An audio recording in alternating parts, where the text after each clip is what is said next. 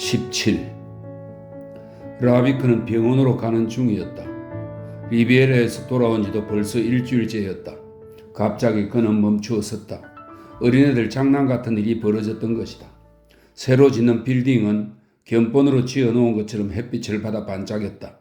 맑게 갠 하늘을 배경으로 발판은 은빛 철사로 엮은 세공품처럼 뚜렷하게 보였다. 그런데 발판들 중 한 개가 빠져나왔고 한 사람이 달라붙은 들보 한 개가 천천히 기울기 시작했는데 마치 파리 한 마리가 달라붙은 성냥개비 한 개가 떨어지는 것처럼 보였다. 그것은 떨어지고 떨어져 끝없이 떨어지는 듯 했다. 이었고 사람 모습이 거기에서 분리되었는데 작은 인형이 두 팔을 활짝 벌리고 어설프게 공중을 헤엄치는 것 같았다. 그 순간 세상은 얼어붙은 듯 죽어 정지해버린 듯 했다. 아무것도 움직이지 않았다. 바람도 호흡도 없고 소리도 들리지 않았다. 다만 작은 모습과 단단한 들보 토막만이 떨어지고 떨어졌다. 그러다 갑자기 모든 것이 더들썩하게 돌아가기 시작했다. 라비크는 자신이 숨을 죽이고 있었다는 사실을 깨달았다. 그는 뛰어갔다. 사고를 당한 사람은 길 위에 누워 있었다. 1초 전만 해도 거리에 인적이 거의 드물었다. 그런데 이제는 사람들이 덕실거렸다. 비상벨이라도 울린 듯 사방에서 사람들이 몰려들었다. 라비크는 사람들 사이로 뚫고 들어갔다. 그는 두 노동자가 희생자를 들어 일으키려는 것을 보았다. 일으키면 안 돼. 그대로 눕혀둬요. 그는 소리를 질렀다. 그의 주위에 있던 사람들과 앞에 있던 사람들이 비켜났다. 두 노동자는 희생자를 반쯤 일으키다 말았다. 가만히 내려놔요. 조심 천천히. 당신은 뭐요? 노동자들 중 한 사람이 물었다. 의사요? 그렇소. 잘 됐네요. 노동자들이 희생자를 길바닥에 뉘었다. 라베키는 그 옆에 꿇어앉아 귀를 기울였다. 땀에 젖은 작업복을 조심스럽게 풀어헤치고 몸을 더듬었다. 그러고는 일어섰다.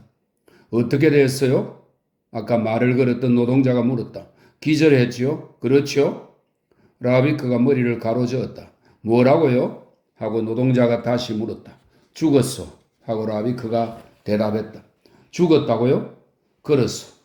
하지만 하고 그 사내는 어처구니 없다는 듯이 말했다. 우린 지금 막 같이 점심을 먹었어요. 거기 의사가 있어? 빙 둘러서서 얼어붙어 있는 사람들 뒤편에서 누군가가 외쳤다. 왜 그러시오? 라비크가 대답했다. 거기 의사가 있어요? 급해요. 무슨 일이요? 저 여자가 어떤 여자 말이요?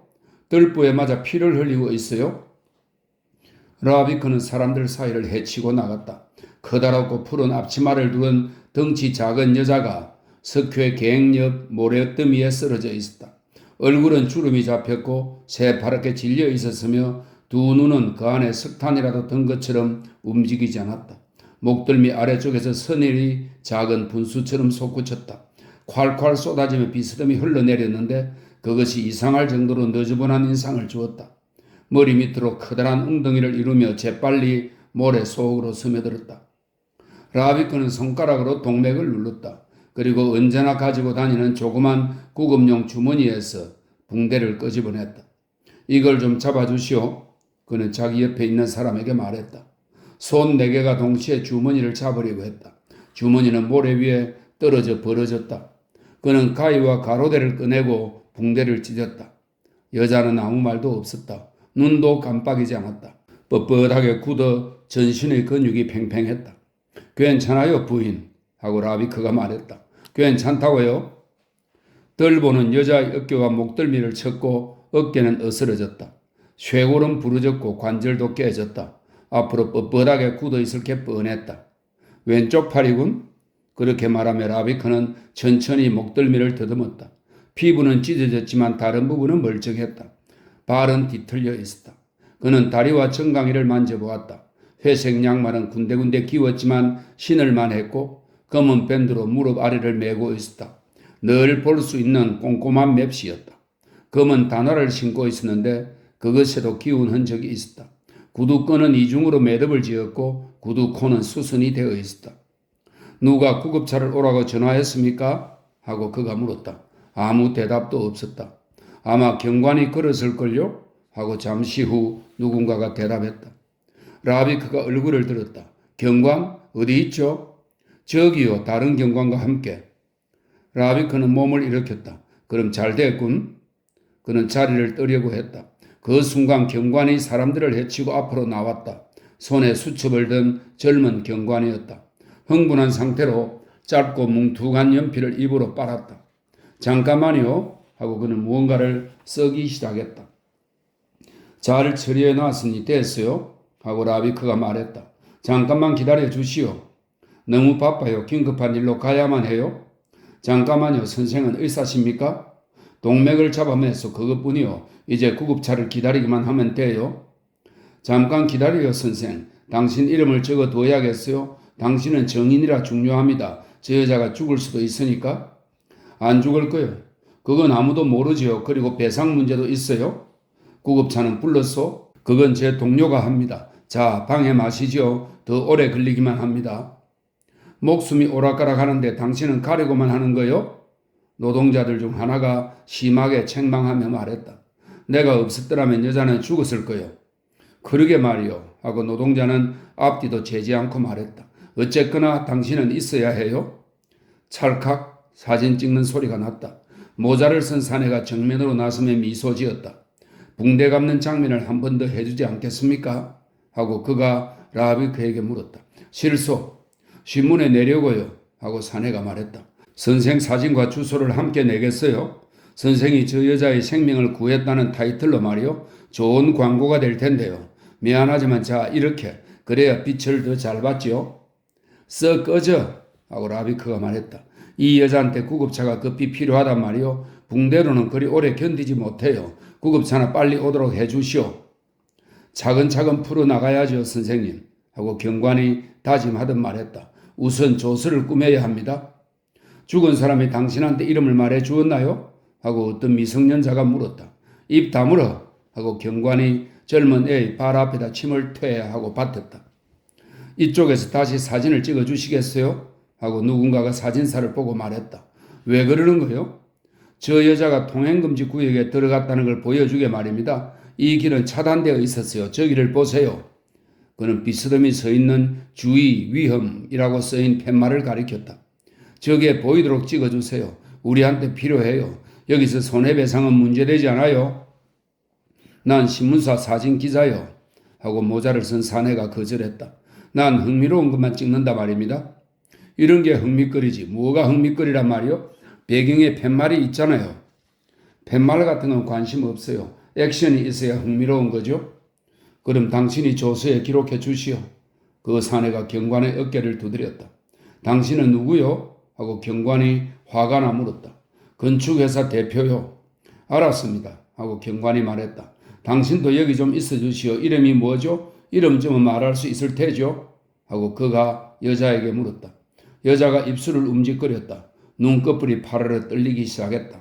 죽도록 지친 나비나 잿빛 나방 같군 하고 라비크는 생각했다. 그리고 마찬가지로 나도 멍청이야. 빨리 피해야 하는데. 제기랄 하고 경관이 말했다. 미친 모양이야. 이거 귀찮게 됐어. 오늘 근무는 3시에 끝나는데. 마르셀 하고 여자가 말했다. 뭐라고? 잠깐만 뭐라고요? 경관이 다시 몸을 구부렸다. 여자는 잠잠했다. 뭐라고 했소? 경관이 기다렸다. 한 번 더 말해봐요. 여자는 잠잠했다. 당신이 실없이 떠드는 바람에 하고 경관은 건축회사 대표에게 쏘아붙였다. 조서나 제대로 꾸미겠어? 그 순간 다시 찰칵하고 카메라 셔터 소리가 났다. 고맙습니다 하고 사진사가 말했다. 아주 생생해요. 우리 팻말도 함께 나온 거요? 하고 건축회사 대표는 경관의 말을 듣지도 않고 물었다. 당장 6장을 주문하고 싶은데? 그만두시오 하고 사진사가 단호하게 말했다. 난 사회주의자요. 보험금이나 얼른 지불하구려. 백만장자의 가련한 사냥개 양반. 사이렌 소리가 요란하게 울렸다. 구급차였다. 이때다 하고 라비크는 생각했다. 그는 조심스럽게 한 발을 내디뎠다. 그러나 경관이 그를 꽉 붙들었다. 경찰서까지 동행하셔야겠습니다. 이제 다른 경관도 그 옆에 서 있었다. 도리가 없었다. 별일 없을 테지 하고 생각하며 라비크는 그들을 따라갔다. 경찰서의 담당 직원은 경관 한 명과 조서를 새로 꾸민 경관의 이야기를 잠자코 들었다. 그러고는 라비 그쪽으로 몸을 돌렸다. 당신은 프랑스 사람이 아니오? 하고 그가 말했다. 묻는 게 아니라 사실을 확인했다. 아닙니다. 하고 라비크가 대꾸했다. 국적이 어디요? 체코입니다. 여기서 의사 일을 하다니 어찌 된 거요? 외국인으로서 귀화하기 전엔 개업할 수 없지 않나요? 라비크가 싱긋 웃었다. 개업하지 않았어요. 관광객으로 놀러 온 거요? 여권은 가지고 있어? 그럴 필요가 있나 페르낭? 하고 다른 직원이 물었다. 이분은 그 여자의 생명을 구해주어서 주소도 알고 그러면 충분하잖아. 게다가 증인도 많은데. 관심이 가는데 여권을 가지고 있어? 아니면 신분 증명서라도? 물론 없소. 하고 라비크가 말했다. 누가 여권을 늘 가지고 다닙니까? 그럼 어디에 있어? 영사관에요. 일주일 전에 제출했어요. 기간을 연장하려고요?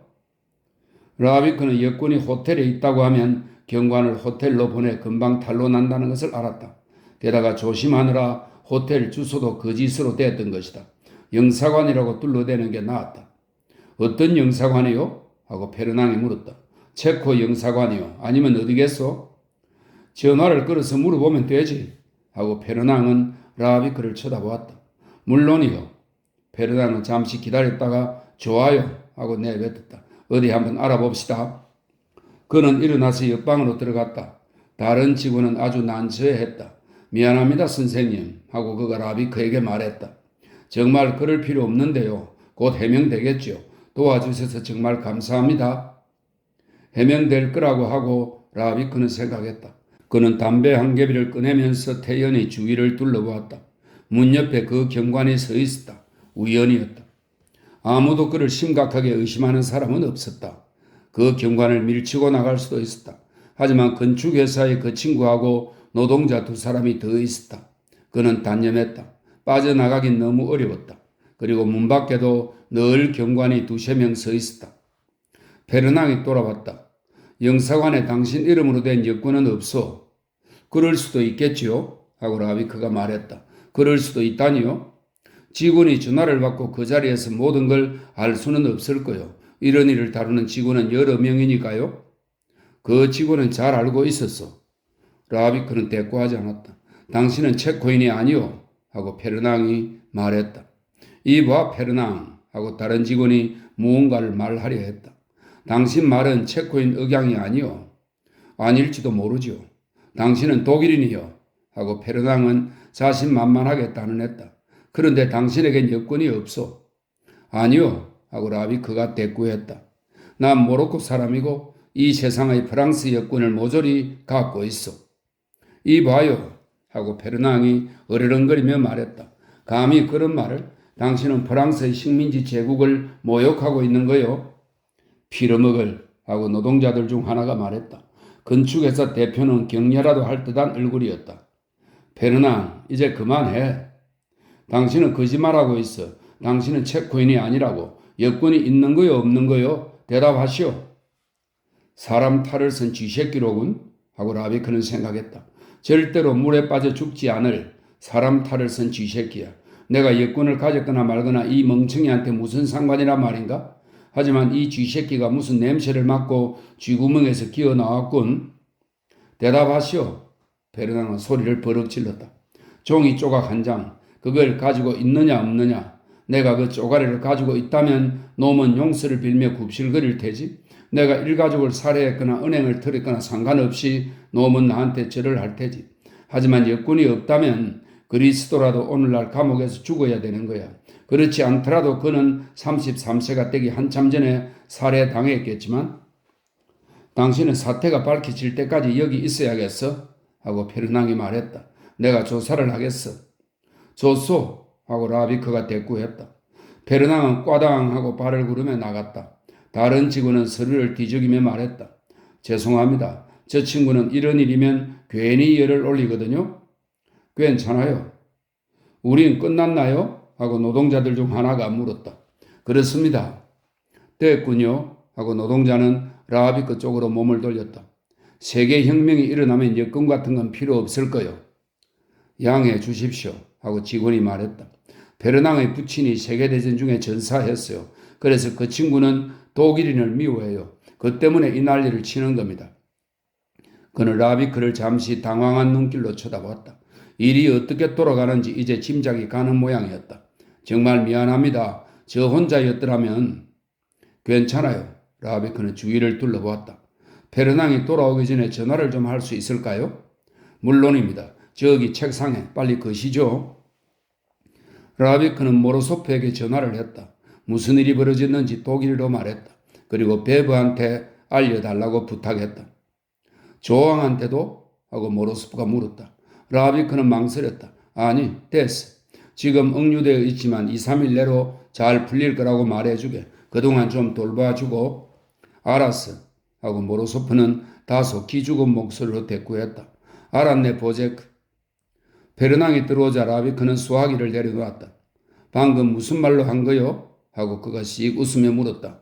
체코 말이요? 에스페란토. 하고 라비크가 대답했다.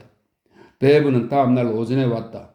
재수 없는 곳이군. 하고 그는 주위를 둘러보았다. 프랑스 감옥은 아직도 진짜 감옥이군. 하고 라비크가 대꾸했다. 허울 좋은 인도주의로 썩어 빠지지는 않았어. 악취가 풀풀 하는 진짜배기 18세기 감옥이야. 역겨워. 하고 베브가 말했다. 자네가 이런데 같이 다니 정말 역겨워. 착한 일은 하지 말아야 해. 금방 이렇게 보답을 받잖아. 그 여자가 피를 흘리도록 내버려 두었어야 하는 건데 우리 무쇠같이 차가운 시대에 살고 있어. 베브. 무쇠의 시대지. 저 친구들은 자네가 불법 체류자라는 걸 알아냈나? 물론. 주소도? 물론 아니지. 앙테르나슈날이란 이름이야 될 수 없지.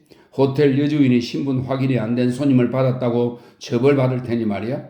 그리고 일제 단속을 나가면 피난민이 10명쯤 체포될 테고 이번에는 랑카스터 호텔 주소를 댔어. 비싸고 깨끗하고 더 작은 호텔로 말이야.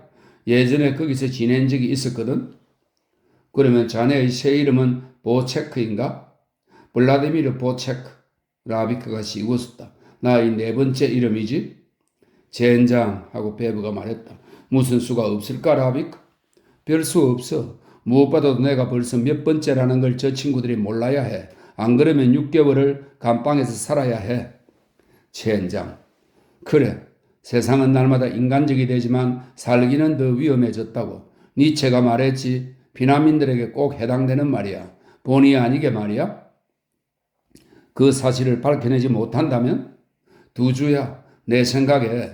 그리고 나선 알다시피 추방되는 거고. 그리고 나서는 다시 돌아오는 거지. 다시 체포될 때까지. 바로 그거야. 이번엔 좀 오래 걸렸지. 2년이나 걸렸으니. 무슨 수라도 써야지. 마냥 이렇게 있을 수는 없어. 맞는 말이야. 자네가 무슨 수라도 써주겠나? 베브는 곰곰이 생각하다 갑자기 말했다. 뒤랑이면 될 거야. 됐어. 뒤랑은 아는 사람도 많고 영향력이 있어. 그리고 잠시 멈추었다가 다시 말했다. 그래. 자넨 그 물들 중 한 사람을 수술해 줬잖아. 그 담당 환자 말일세? 내가 한 게 아니야. 뒤랑이. 베브가 큰 소리로 웃었다. 물론 내가 그런 말을 그 늙은이한테는 할 수 없어. 하지만 그가 무언가를 할 수는 있어. 내가 간곡하게 부탁해 보지. 별로 소용없을걸? 얼마 전에 2,000프랑을 빼먹었으니까 말이야. 그런 타입은 그런 일을 좀처럼 잊지 않아. 잊을 거야. 하고 베브는 꽤나 자신이 있다는 듯이 말했다. 그자는 자네가 그런 대리 수술에 대해 발설하지는 않을까 하고 겁먹을 거란 말이야. 자네는 그자 대신 환자를 10명 이상 수술하지 않았나. 무엇보다도 그자는 자네를 필요로 해. 다른 사람을 쉽게 찾아낼 건데 뭘. 비노라든지 다른 피난민 의사를 말이야. 얼마든지 있거든. 베브는 수염을 쓰다듬었다. 자네같이 솜씨 좋은 사람은 없어. 어쨌든 시도해보기로 하지. 오늘 당장 해볼 거야. 내가 자네한테 해줄 일은 없나? 식사는 어때? 끔찍해. 하지만 내가 뭘 좀 구할 수도 있어. 담배는? 충분해. 나한테 필요한 건 자네도 해줄 수 없는 거네. 목욕 말이야. 라비크는 그곳에서 유대인 배관공, 반유대인 작가, 그리고 폴란드인 한 사람과 함께 두 주를 지냈다. 배관공은 베를린에 대해 향수를 느끼고 있었고 작가는 베를린을 증오했다. 폴란드 사람에겐 그 모든 것이 아무래도 좋았다. 라비크는 담배를 나누어 주었다. 작가는 유대인들의 재담을 찌끄렸다. 배관공은 냄새 없이는 전문가로서 없어서는 안 될 존재였다. 두 주 후 라비크가 불려나갔다. 우선 경위 앞으로 끌려갔고 경위는 그에게 가진 돈이 있는지를 물었다. 있습니다만. 좋아. 그럼 택시를 타세요. 직원 하나가 그와 동행했다. 거리는 아주 맑고 햇빛이 내리쬐었다. 다시 밖으로 나와 기분이 좋았다. 한 늙은이가 문 앞에서 풍선을 팔고 있었다. 무엇 때문에 형무소 바로 앞에서 그런 걸 팔고 있는지 알 수 없었다. 직원이 손짓으로 택시를 불렀다. 어디로 가는 거죠? 하고 라비크가 물었다. 소장한테요. 라비크는 어떤 소장인지 알 수 없었다. 하지만 독일 강제수용소 소장이 아니라면 어떤 소장이라도 상관없었다. 세상에서 실제로 경악스러운 건 단 하나. 아무런 도리도 없이 잔악한 테러의 수중에 떨어지는 것이다. 그것에 비하면 이런 것쯤은 아무것도 아니다. 택시에 라디오가 달려 있었다. 라비크가 스위치를 켰다. 채소 시장 뉴스가 나오더니 정치 뉴스가 이어졌다. 직원은 하품을 했다. 라비크는 다이얼을 돌렸다. 음악이 나왔다. 유행가였다. 직원의 얼굴이 밝아졌다. 샤를 트레네로군? 하고 그가 말했다. 매일 몽탕, 인류지. 택시가 섰다. 라비크가 돈을 치렀다. 그는 대기실로 끌려갔다. 세상 어느 곳의 대기실이 모두 다 그렇듯이 이곳도 기다림과 땀과 먼지 냄새를 풍겼다. 그는 반 시간쯤 앉아서 기다리며 어떤 방문객이 두고 간 낡은 파리 생활이란 잡지를 읽었다. 책을 못 읽은 지 2주나 되어 그런지 그 책이 무슨 고전 같다는 생각이 들었다. 이었고 소장이란 사람 앞으로 안내되었다. 잠시 후에 그는 땅따란 사내가 누군지 알 수 있었다. 보통 수술을 할 때면 그는 얼굴 같은 건 거들떠보지도 않았다. 얼굴은 그저 번호와 같은 것이어서 관심이 가지 않았다. 환부만이 관심거리였다. 하지만 이 얼굴만은 호기심을 품고 쳐다보았던 것이다. 그런데 바로 그 사내가 건강한 채로 담낭을 도려내고 난 후 어느새 뚱뚱해진 배를 내밀고 앉아 있는 것이었다. 르발이었다. 라비크는 베브가 뒤랑을 움직여 보겠다고 한 것을 까맣게 잊었던 것이다. 게다가 르발 바로 앞으로 끌려올 줄은 생각하지 못했다. 르발은 아래 위로 그를 훑어보았다. 그렇게 하면서 여유를 부렸다. 그러고는 12조로 말했다. 물론 당신 이름이 보체크는 아니겠지? 아닙니다. 진짜 이름은 뭐지? 노이만입니다. 라비크는 베브와 그렇게 하도록 약속해 두었고 베브도 뒤랑한테 그렇게 이야기했던 것이다. 보체크란 이름은 너무 이상했다. 당신 독일 사람이지 안 그래? 그렇습니다. 피난민? 그렇습니다. 모를 일이군. 그렇게 보이진 않는데. 피난민이라고 해서 전부 유대인은 아니지요? 하고 라비크가 말했다. 왜 거짓말을 한 거요? 왜 이름을 속인 거요? 라비크가 어깨를 으쓱했다. 어쩔 도리가 없지 않습니까? 될 수 있는 한 우리는 거짓말을 안 합니다. 어쩔 수 없어 그런 거죠. 재미삼아 거짓말하는 건 아닙니다. 르발은 그만하게 몸을 뒤로 젖혔다. 우리가 재미삼아 당신들을 못 살게 군다고 생각하는 건가? 잿빛머리로군? 하고 라비크는 생각했다. 그때는 머리가 희꾸무레한 잿빛이었고 눈물 주머니는 지저분한 푸른색이었고 입은 반쯤 열려 있어서 그때는 아무 말도 하지 않았지. 이놈은 썩어가는 담낭을 속에 담고 있는 물컹물컹한 고기 덩어리에 지나지 않았어. 사는 곳이 어디요? 주소도 거짓이었을 텐데. 아무 데서나 살았어요. 여기저기. 얼마나 됐어? 석주 됐습니다. 석주 전에 스위스에서 왔어요. 거기서 국경 밖으로 내몰렸지요. 우린 신분증이 없는 불법 체류자로 어디에서도 살 권리가 없고 대부분이 자살할 결심을 못해 살고 있다는 걸 아시겠지요? 우리가 당신들을 번거롭게 만드는 건 그 때문입니다. 독일에 그냥 있었으면 좋았지 하고 르발이 짜증을 냈다. 그곳이라고 해서 그렇게 심하지는 않단 말이요. 너무 과장을 해서 그렇지. 조금만 다르게 잘라버렸더라면 넌 이런 멍청한 말을 할 수도 없었을 거야 하고 라비크는 생각했다. 버러지를 같으면 여건 없이도 너희들의 국경선을 넘었을 테지. 넌 한줌 재가 되어 멋대가리 없는 유골단지에 들어가 있을지도 모르고. 여기선 어디서 살았소? 하고 르발이 물었다. 다른 친구들을 잡아들이려고 수를 쓰는군 하고 라비크는 생각했다. 인류 호텔로 돌아다녔지요 하고 그가 말했다. 늘 다른 이름으로 며칠밖에 있지 않았어요. 거짓말. 잘 아신다면 왜 캐묻는 겁니까? 라비크는 점점 짜증이 나서 말했다. 러바는 화가 치밀어 손바닥으로 책상을 두드렸다. 뻔뻔한 소리 하고는 곧장 자기 손을 자세히 들여다보았다. 가비를 두드리셨군요 하고 라비크가 말했다. 러바는 그 손을 주머니에 넣었다. 당신은 상당히 건방지다고 생각하지 않소? 하고 그는 갑자기 침착한 태도를 보이며 말했다. 상대가 완전히 자기 손아귀에 있다는 걸 알기 때문에 여유를 부리는 그런 사내의 태도였다. 건방지다고요? 라비크는 놀란 눈길로 그를 쳐다보았다. 당신은 그런 걸 건방지다고 말씀하시나요? 우리는 지금 학교에 와 있는 것도 아니고 잘못을 반성하는 범죄자들을 위한 가마원에 들어온 것도 아니란 말입니다. 나는 다만 최소한의 방어를 하고 있는 것뿐이요. 당신은 나한테 관대한 선고를 내려달라고 애원하는 사기꾼처럼 느끼라고 하는 겁니까? 내가 나치가 아니고 그래서 여건이 없다는 이유만으로 말입니다. 우리는 그저 목숨이나 부지하려고 이런저런 감옥과 경찰과 온갖 굴욕을 경험했지만 그렇다고 해서 자신을 범죄자라고 여기지는 않습니다. 그것만이 우리가 버텨나가는 유일한 힘인데 그것을 모르신단 말입니까? 신은 아실 테지만 건방진 것과는 전혀 다른 겁니다. 러바는 그 말에 대꾸하지 않았다. 여기서 개업하고 있었소? 하고 그가 물었다. 아닙니다. 흉터가 지금은 더 작아졌을 테지 하고 라비크는 생각했다. 그때는 정말 잘 꿰매서 온통 비계등이어서 정말 힘들었는데 그러고 나서 이 작자는 마구 처먹어 또 이렇게 살이 쪘군. 처먹고 품마시고 했겠지? 그게 가장 위험하단 말이요. 러바는 단정적으로 말했다. 시험도 안 치르고 단속도 안 받고 마음대로 돌아다녔으니 얼마나 오랫동안 그래왔는지 누가 알겠어. 당신이 석주라고 한 말을 내가 믿는다고 생각지 마시오. 당신이 어디에서 여태까지 무슨 일을 해왔는지 나쁜 짓들을 얼마나 했는지 누가 알겠어? 니놈 뱃속에서 동맥은 경화되고 간은 부어오르고 담낭은 곪아 있었지 하고 라비크는 생각했다. 내가 손대지 않았더라면 니놈 친구인 뒤랑은 니놈을 인간답게 그리고 멍청한 방법으로 죽였을 것이고 그렇게 했으면서도 그는 외과 의사로서 더 유명해지고 수가도 올렸을 테지. 그게 가장 위험하단 말이오 하고 르발은 다시 말했다.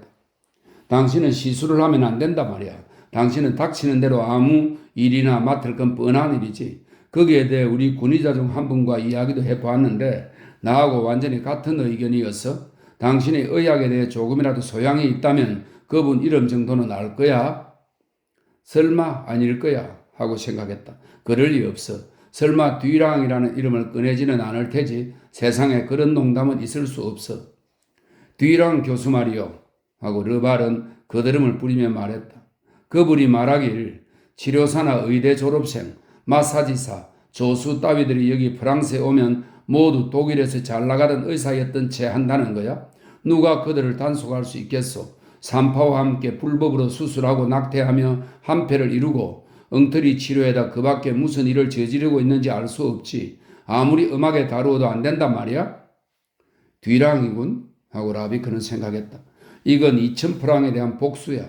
그건 그렇고 지금은 누가 그 작자의 수술을 맡아 하고 있을까? 아마도 비노일 거다. 그 둘은 다시 예전대로 해나가고 있을 테지. 그는 자기가 르발의 이야기에 귀를 기울이고 있지 않다는 것을 알아차렸다. 베브의 이름이 나오자 다시 주의를 기울이게 되었던 것이다. 베브란 의사가 당신 일을 부탁해 왔어. 그 사람을 아나? 네, 조금 아는 사이입니다. 그 사람이 여길 왔었어. 르발은 잠시 뚫어지게 쳐다보았다. 그리고 한바탕 재채기를 했다. 손수건을 끄집어내어 코를 마음껏 풀었고 그것을 들여다보다가 접어 호주머니에 도로 집어넣었다. 하지만 당신을 위해서 아무것도 해줄 수 없어. 우리는 엄격해야 하니까. 당신은 추방이야? 압니다. 전에도 프랑스에 왔던 일이 있나? 없습니다. 다시 돌아오면 6개월 징역이야. 아시겠나?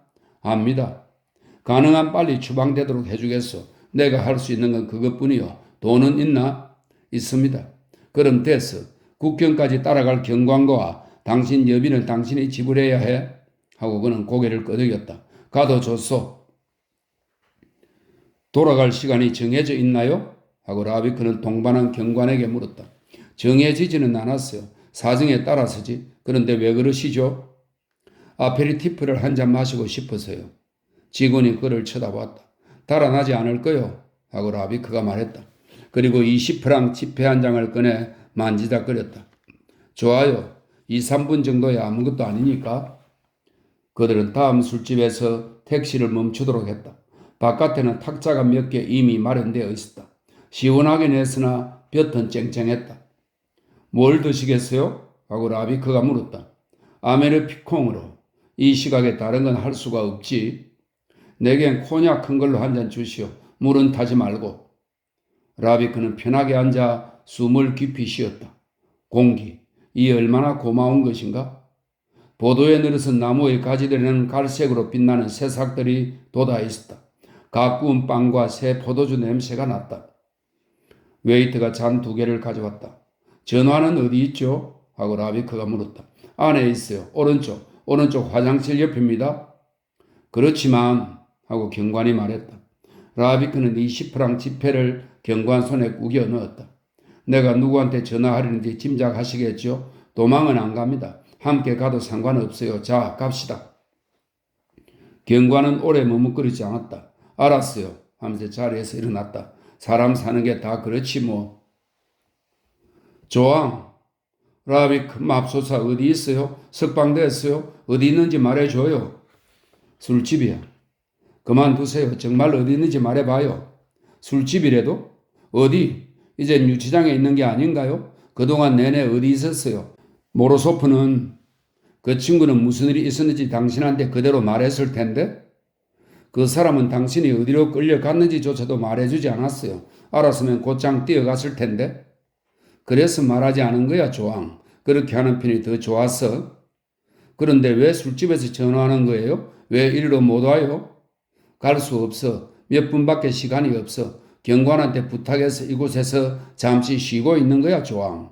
나 며칠 내로 스위스로 추방될 거야. 그러면 라비크는 창밖을 잠시 살폈다. 경관은 카운터에 기대어 이야기를 하고 있었다. 난 곧 돌아올 거야. 그는 잠시 망설이다 말했다.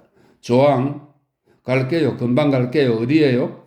올 수 없어. 30분쯤 떨어진 곳이야. 몇 분밖에 시간이 없어. 경관을 꼭 잡아두세요. 돈을 주세요. 돈을 가져갈게요. 조항, 하고 라비크가 말했다. 그래봤자 소용없어. 이게 나. 그는 여자의 숨소리를 들었다. 나를 만나지 않으려는 거예요? 이었고 여자가 말했다. 곤란한 상황이었다. 전화를 걸지 말 걸 하고 그가 생각했다. 얼굴을 마주보지 않고 어떻게 설명해 줄 수 있단 말인가? 당신이 너무 보고 싶어, 조항. 그럼 오세요. 그 사람도 함께 데리고요. 그렇게는 안 돼. 전화도 끊어야 해. 지금 당신이 뭘 하고 있는지나 말해줘. 뭐라고요? 무슨 말이에요? 어떤 옷을 입고 있는 거야? 어디 있는 거야? 제 방이에요. 침대에. 어젯밤에 늦게 돌아왔어요. 1분 안에 챙겨 입고 금방 갈게요. 늦었다고. 어젯밤엔 그럴 테지. 내가 같이 있건 말건 모든 건 별일 없을 테지.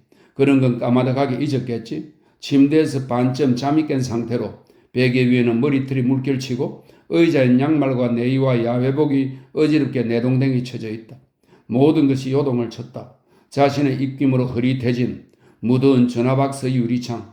아득히 먼 곳에서 경관의 머리가 마치 수족관 속에서 헤엄치는 듯 흔들거린다. 그는 마음을 다잡았다. 이제 끊어야 돼, 조항. 여자의 당황한 목소리가 들려왔다. 말도 안 돼요. 그렇게 가버릴 순 없어요. 난 아무것도 몰라요. 어디로 가는지도. 그리고 벌떡 일어나 베개를 밀어버리고 전화기를 무기처럼 원수처럼 손에 잡고 있는 모습. 두 어깨, 흥분한 나머지 깊고 어두워진 두 눈. 전쟁터로 가는 게 아니라고. 그냥 스위스로 한번 여행을 떠나는 거야. 곧 돌아올 거야. 나를 국제연맹의 기관총을 팔러가는 사업가라고 생각해. 당신이 돌아온다 해도 마찬가지예요. 난 겁이 나서 살 수가 없어요. 방금 말한 걸 다시 말해봐. 정말이에요. 여자의 목소리는 노기를 띠고 있었다. 나한텐 제일 마지막에 말해주는군요. 베브는 당신을 방문할 수 있고 나는 그렇지 못해요. 당신은 모로소프한테는 전화했지만 나한테는 하지 않았어요. 그런데 이제 떠나는군요. 제발 하고 라비크가 말했다. 말싸움은 그만두기로 해, 조항. 싸우는 게 아니라 사실을 그대로 말하는 거예요. 알았어. 이제 끊어야 해. 잘 있어, 조항. 라비크 하고 여자가 소리쳤다. 라비크. 그래. 돌아와요. 꼭 돌아와요. 당신 없으면 나 못 살아요. 다시 돌아올 거야. 그래요, 그래요. 잘 있어, 조항. 곧 돌아올 거야. 그는 잠시 안개슬이 묻은 전화박스 속에 서 있었다. 이윽고 그는 자기가 수화기를 놓지 않고 있다는 사실을 알아차렸다. 문을 열었다. 경관이 힐끔 쳐다보며 사람 좋게 미소를 지었다. 끝났어요? 네. 두 사람은 밖으로 나와 탁자로 돌아왔다. 라비크는 술잔을 비웠다. 전화를 걸지 말 걸 그랬어? 하고 라비크는 생각했다. 전화를 걸기 전까지는 마음이 안정되어 있었다. 그런데 지금은 뒤죽박죽 아닌가? 전화해봤자 아무 소용도 없다는 걸 애초에 알았어야 했다. 내게도 조항에게도 아무 소용없는 일이었다. 그는 다시 전화박스로 돌아가 전화를 걸어 하고 싶었던 모든 말을 하고 싶다는 생각이 들었다. 그녀를 만날 수 없었던 이유도 말하고 싶었다. 너절한 모습으로 갇혀있는 자기 모습을 그녀에게 보이고 싶지 않았다는 말도 하고 싶었다. 하지만 그렇게 하고 전화박스 밖으로 나온다 해도 사정은 여전히 마찬가지일 것이다. 이젠 출발해야지요? 하고 경관이 말했다. 그럽시다. 라비크가 웨이트를 불렀다. 코냑 작은 걸로 2병, 신문은 모조리 주고 카프랄은 12갑 주시오. 그리고 계산서도. 하며 그는 경관을 바라보았다. 괜찮겠죠? 사람 사는 게 다 그렇지 뭐. 하고 경관이 말했다. 웨이트가 술병과 담배를 가져왔다. 막에 좀 따주게. 하고 라비크는 담배갑을 조심스럽게 여기저기 호주머니에 나누어 넣으면서 말했다. 그리고 오프너가 없어도 다시 쉽게 열 수 있도록 병마개를 다시 닫아 술병을 외투 안주머니에 넣었다. 솜씨가 좋구려. 하고 경관이 말했다. 연습 덕분이지요. 유감스럽게도 어린 시절엔 늙어서까지 이런 인디언 놀이를 할 줄은 미처 상상도 못했지요. 폴란드 친구와 작가는 코냑을 보자 광분했다. 배관공은 독한 술은 마시지 않았다. 그는 맥주 애호가였고 베를린의 맥주가 얼마나 맛이 좋은가를 늘어놓았다. 라비크는 야전용 침대에 누워 신문을 읽었다. 폴란드 친구는 읽지 않았다. 그는 프랑스 말을 몰랐다. 담배를 피우고는 행복해했다. 밤이 되자 배관공은 훌쩍이기 시작했다. 라비크는 깨어 있었다. 그는 숨죽여 흐느끼는 소리를 들으며 작은 장너머로 희꾸무레한 하늘을 내다보았다. 잠을 이룰 수 없었다. 나중에 배관공이 조용해졌을 때에도 잠은 오지 않았다. 그동안 너무 잘 살았어 하고 그는 생각했다. 너무 많이 가지고 있었던 거야. 없어지면 괴롭기만 한 것을. 18. 라비크는 정거장에서 나왔다. 피곤하고 추레한 모습이었다. 마늘 냄새를 풍기는 사람들, 개를 데리고 있는 사냥꾼, 닭과 비둘기를 든 바구니를 품에 안은 여자들과 함께 찜통 같은 기차에서 13시간을 보냈던 것이다. 그리고 그 전에는 국경에서 3개월을 보냈고. 황혼 속에서 무언가가 번쩍거렸다. 그는 눈을 들어보았다. 마치 롱푸앙 주위에 거울로 만든 피라미드들이 있어 5월의 마지막 잿빛 햇살을 반사하는 듯 했다. 그는 멈추어 서서 더 자세히 살폈다. 거울로 만든 피라미드들이었다.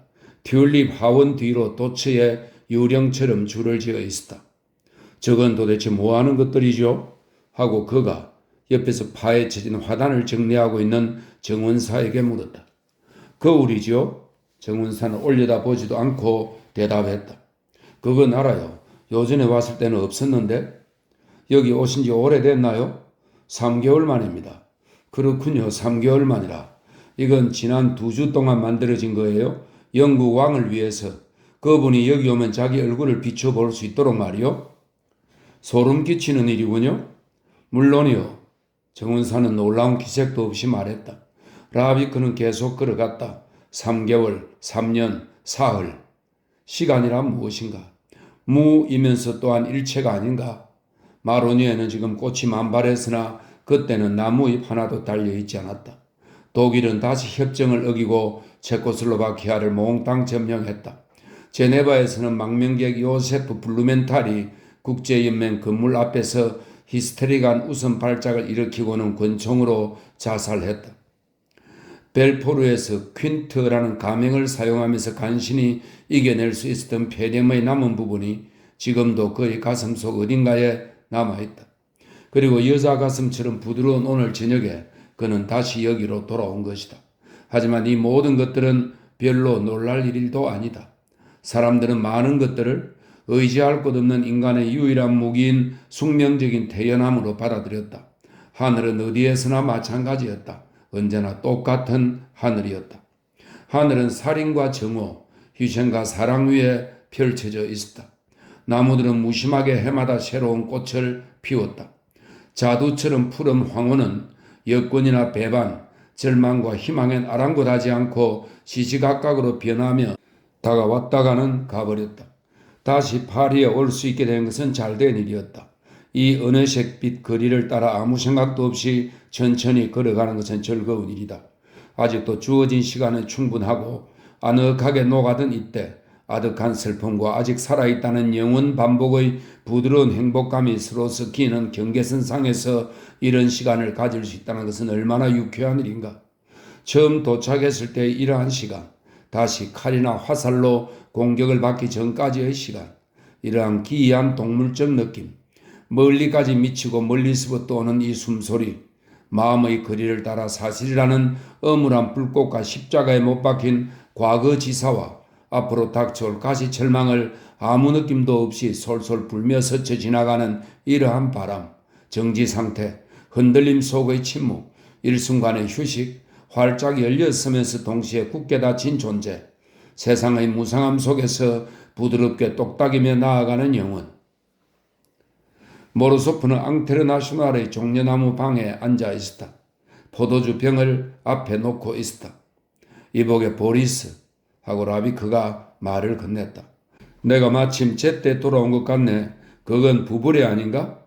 이 부브레는 부르베에서 생산되는 백포도주입니다. 그건 부브레 아닌가? 변함없지. 이번엔 34년 산일세 좀 달달하고 세지. 다시 와서 반갑네. 3개월 됐지 안 그런가? 그래, 다른 때보다는 오래 걸렸어. 모로소프는 구식의 탁상 초인종을 흔들었다. 초인종은 마을 교회당 종소리처럼 울렸다. 지하 묘지엔 전등은 있었지만 전기 초인종은 없었다. 지금은 자네 이름이 뭔가? 하고 모로소프가 물었다. 여전히 라비크야. 경찰에서는 네 이름을 대지 않았어. 보체크, 노이만, 쿤트가 내 이름이었지? 생각나는 대로 말이야. 라비크란 이름은 포기하기 싫었네. 이 이름이 마음에 들어. 자네가 여기 살았다는 건 놈들이 알지 못했구나, 안 그래? 물론 아니지. 그럴 거야. 안 그랬더라면 틀림없이 단속을 나왔을 텐데. 그럼 자네는 다시 여기서 살 수 있겠군. 자네 방은 비어있네. 여주인이 사건을 알고 있나? 몰라. 아무도 몰라. 자네가 루앙으로 갔을 거라고 해두었어. 자네 짐은 내 방에 두었고. 여자애가 쟁반을 들고 들어왔다. 클라리스, 라비크 씨에게 잔을 갖다 드려 하고 모로소프가 말했다. 어머, 라비크 선생님. 여자애는 이를 드러내 보였다. 다시 오셨군요. 반년 이상 떠나 계셨죠. 그렇죠? 3개월 만이야, 클라리스. 그럴 리가요. 반년이 넘은 줄 알았는데. 여자애는 발을 질질 끌며 나갔다. 그리고 곧 지하 묘지의 뚱뚱한 웨이트가 포도주 잔을 손에 들고 들어왔다. 쟁반에 담지 않은 채로 그곳에서 너무 오래 일했기 때문에 편하게 했다. 모로소프는 무슨 말이 나올지 얼굴만 봐도 알 수 있어서 앞질러 말했다. 됐어, 장. 라비크 씨가 얼마나 오래 떠나 있었는지 바로 맞춰봐. 확실히 맞힐 수 있겠나? 그럼요, 모로소프 씨. 확실히 알고 말고요. 날짜까지도 압니다. 그러니까 그게 꼭. 웨이트는 일부러 말을 끊었다가 미소 지으며 말했다. 정확하게 넉 주 반이죠. 맞았어. 하고 라비크는 모로소프가 대답하기 전에 말해버렸다. 맞았어. 하고 모로소프도 맞장구를 쳤다. 당연한 일이죠. 틀려본 적이라고는 없으니까요. 그렇게 말하고 장은 방을 나갔다. 저 친구를 실망시키고 싶진 않았어, 보리스. 나도 마찬가지야. 다만 시간이란 것이 일단 과거지사가 되면 얼마나 어처구니 없는 것인가를 보여주고 싶었네. 위안도 되고 놀라기도 하고 무관심해지기도 하지. 난 1917년 모스크바에서 네오브라센스크 근위연대 비일스키 중위의 모습을 놓치고 말았었네. 우리는 친구였지. 그 친구는 북쪽으로 가서 핀란드를 지나갔지.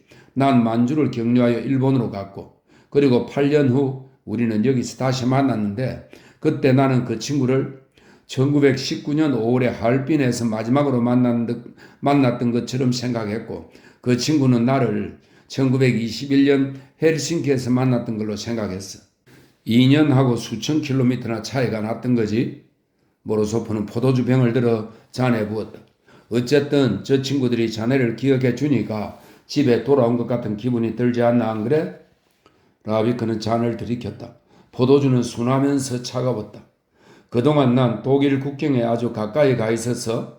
하고 라비크가 말했다. 아주 가까운 곳이었어. 바젤 남쪽이었지. 도로를 기준으로 한쪽은 스위스였고 다른 한쪽은 독일이었어. 나는 스위스 쪽에 서서 뻗지를 먹었고 시는 독일에다 배칠 수 있었어. 어때? 고향에 돌아간 기분이 나던가? 천만에. 그 어느 때보다도 고향에서 멀리 떨어져 있는 기분이었네. 모로소프는 싱긋이 웃었다. 이해할 수 있네. 그래, 독일은 어떻든가? 예전과 똑같아. 점점 더 어려워져. 그뿐이야. 국경은 훨씬 더 살벌하게 지키고 있어. 한 번은 스위스 쪽에서 또 한 번은 프랑스 쪽에서 체포됐었어. 왜 한 번도 편지를 보내지 않았던 거야? 경찰이 어디까지 손을 뻗치고 있는지 몰라서 그랬던 거야.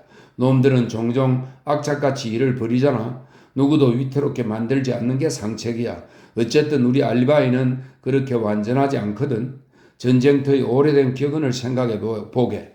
가만히 누워있다 사라져버리라. 자네는 뭐 다른 거라도 기대했던가? 아니. 라비크가 그를 쳐다보았다. 편지라고?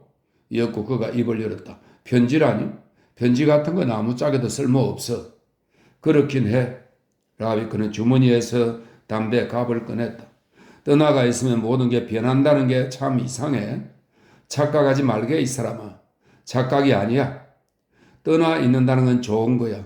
다시 돌아오면 다르게 보이니까 말이야. 그러고 나서 다시 새로 시작하는 것이.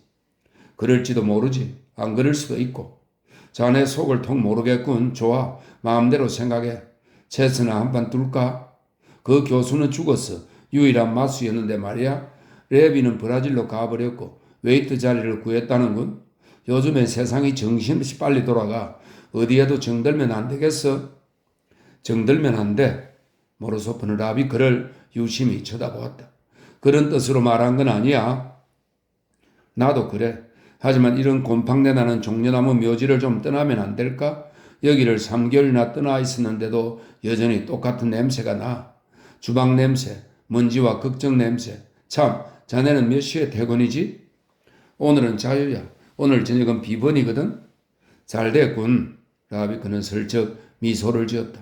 우아한 밤, 옛 러시아의 밤, 그리고 커다란 잔으로 마시는 밤이 되겠군? 같이 가려나? 아니, 오늘은 안 돼. 피곤해. 며칠 동안 잠을 거의 못 잤어. 어쨌거나 편안했다고는 할 수 없어.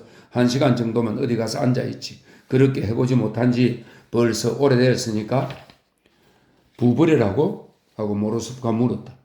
그들은 카페 코리제 밖에 자리를 잡고 앉아있었다. 왜? 아직 일러 이 양반아. 지금은 보드카의 시간이야? 그래. 하지만 난 부부래를 마시겠네. 난 그걸로 충분해. 왜 그러나 적어도 코냑 정도는 마셔야지. 라비크가 고개를 가로저었다. 어디서든 도착한 첫날 밤엔 왕창 취해야 하는 거야? 하고 모로소프가 잘라 말했다. 과거의 그림자를 슬픈 얼굴을 멀쩡한 기분으로 바라보는 건 실없는 영웅주의야. 난 그런 걸 쳐다보지 않아, 보리스. 차분하게 내 인생을 즐기는 거야?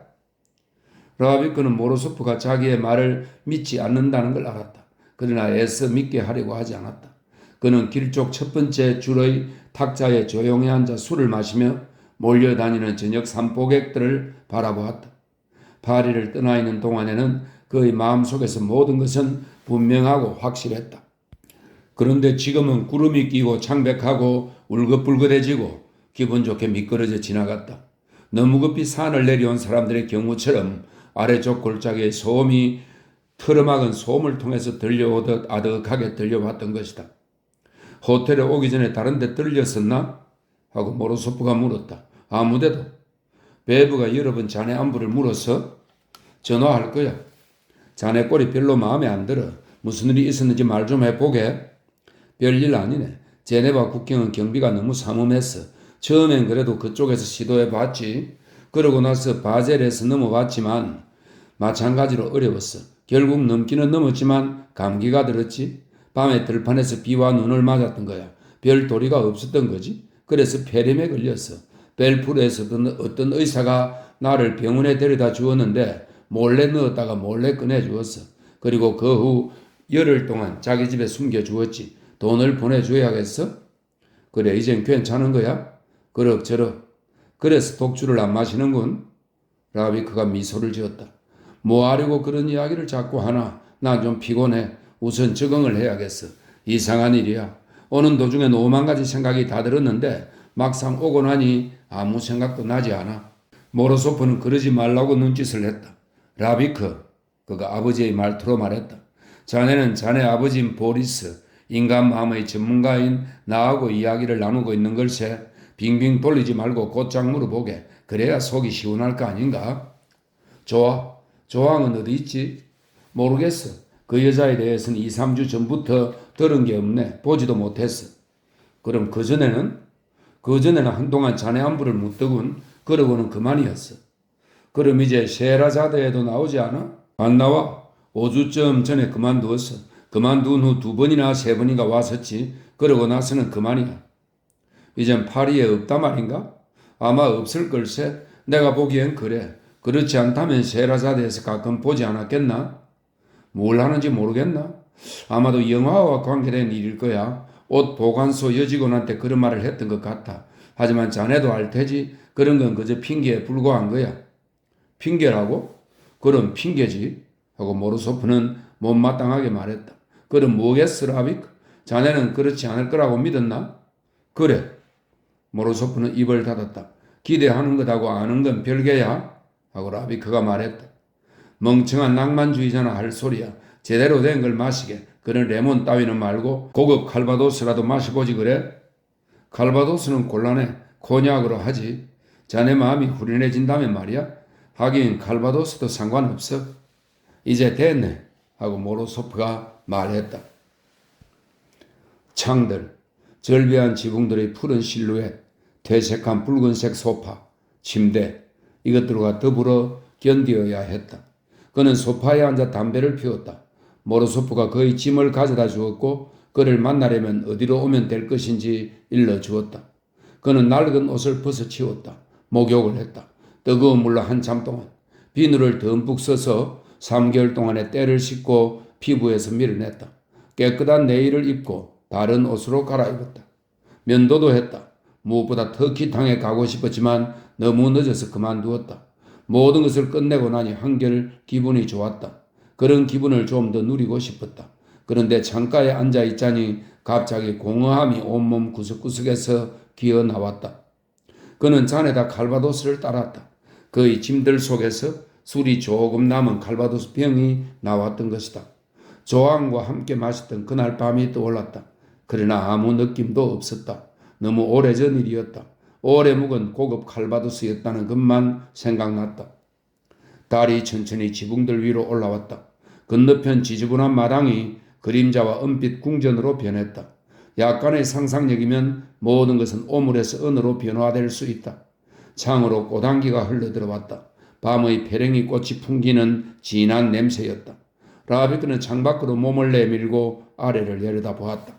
바로 밑 창문턱에 꽃상자가 하나 놓여 있었다. 저것은 아직도 거기 살아있다면 아마도 망명객 비젠호프 것일 게다. 라비크는 언젠가 그 친구의 위장을 청소해 주었다. 1년 전 크리스마스 때였다. 병이 비었다. 그는 병을 침대 위로 내던졌다. 병은 그곳에 검은 태아처럼 나동그라져 있었다. 그는 자리에서 일어났다. 무엇 때문에 침대를 노려보는 것인가? 여자가 없다면 하나를 데려오면 그만이다. 파리에서는 간단한 일이었다. 그는 좁은 거리들을 지나 에토알 광장으로 갔다. 밤의 도시의 따뜻한 삶이 샹젤리제에서 그를 엄습했다. 그는 급히 돌아서서 점점 더 발걸음을 늦추며 호텔 미랑으로 갔다. 잘 있었나? 하고 그가 문지기에게 물었다. 아니 선생님이시군요? 하고 문지기가 뻘떡 일었었다. 선생님 오랜만에 오셨군요? 그래 한참 만이지. 난 파리에 없었어. 문지기는 작은 눈으로 기민하게 그를 훑어보았다. 부인은 여기 안 계신데요? 알아 벌써 오래됐지. 문지기는 명민한 친구였다. 듣지 않고도 상대의 질문을 알아차렸다. 넉 주 됐습니다. 넉 주 전에 옮기셨어요? 라비크는 담배갑에서 담배 한 개비를 꺼냈다. 부인께서는 이제 파리에 안 계시나요? 하고 문지기가 물었다. 칸에 있어. 칸에요?